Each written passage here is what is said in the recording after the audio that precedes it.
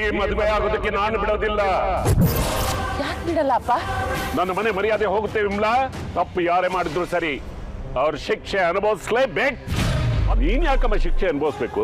ತಾತ, ಮುರಳಿಯವರು ದ್ರೋಹ ಮಾಡಿದ್ರು, ಏನೇ ಮಾಡಿದ್ರು ಜನ ಅವ್ರನ್ನ ಮರೀತಾರೆ.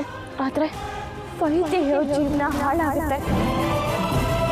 ಸಮಾಜದಲ್ಲಿ ಒಂಟಿ ಹೆಣ್ಣು, ಅದು ಒಂದು ಹೆಣ್ಣು ಮಗಳ ತಾಯಿ ಎಷ್ಟು ಕಷ್ಟಪಡ್ತಾಳೆ ಅಂತ ನಾನು ನೋಡಿದ್ದೀನಿ, ನಾನು ಅನುಭವಿಸಿದ್ದೀನಿ ಕೂಡ.